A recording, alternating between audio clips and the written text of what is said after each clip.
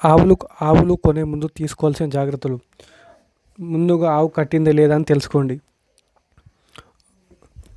మీరు కట్టిందని మీరు నమ్మకంతో తీసుకోకండి ఆవు.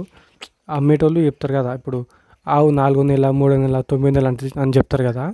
సుడి సుడి 4 నెల 5 అని చెప్తారు కదా.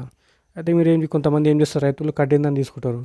అలా కాకుండా మీరు దగ్గరలో ఉన్న డాక్టర్ని తీసుకెళ్ళి అసలు కట్టిందా లేదా ఆవు, ఒకవేళ కడితే ఎన్నో నెల, ఈ నెలకి ఇంత టైం ఉంది, ఇట్లా మీరు కన్ఫర్మ్ తెలిసిపోతాయి కదా మీకు. డాక్టర్ని తీసుకెళ్ళి ఉంటేనే మీకు బెటర్.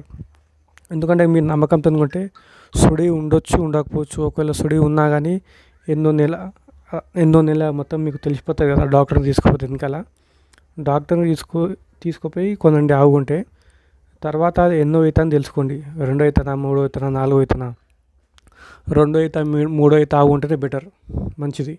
ఇంకోటి మీరు ఆవు ఏ జాతికి చెందింది తెలుసుకోండి. హెచ్ఎఫ్, గిర్రా, సాహివాలా,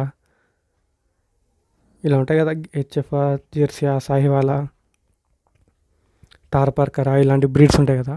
ఆ ఏ జాతికి చెందిందో అది తెలుసుకొని కొనండి. తర్వాత పాలు ఎంత ఇస్తుందో తెలుసుకోండి. గ్యారంటీగా పాలు ఎంత ఇస్తుందో తెలుసుకోండి. దాని తర్వాత ఆ రైతు ఏమి ఇస్తున్న దానా, అది ముఖ్యంగా మీరు కనుక్కోండి. ఆ రైతు బీడాన పెడుతుందా, లేకపోతే దాని ఇస్తుందా, లేకపోతే ఓన్లీ గడ్డే పెడుతుందా, ఇది ముఖ్యంగా ఇది తెలుసుకోండి. తర్వాత ఆవు పాలు మీరు అక్కడికి వెళ్ళినప్పుడు సరే పాలు పిండి చూడండి. ఆవు తంతుందా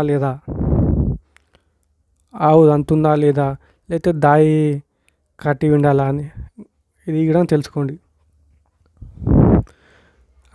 కొన్ని ఆవులు తంతాయండి. ఆవులు తంతున్నాయా లేదా అదొకటి కనుక్కోండి. తర్వాత మళ్ళీ దాయి కట్టి పిండాలన్నా పాలు. కొన్ని ఆవులు తంతాయి కదా, అది చాలా ముఖ్యమైన పాయింట్. ఎందుకంటే మీరు ఇది తెలుసుకోకుండా మీరు మళ్ళీ మీ ఇంటికి వెనక పాలు విన్నాక ఆవు తంతుంది, అవి చేస్తుంది. తర్వాత మేము దాయి కట్టి వినాల్సి వస్తుంది, దాయి అలవాటు చేయాల్సి వస్తుంది. అందుకోసం మీరు ముందే తెలుసుకొని కొంటే మంచిది ఆవు.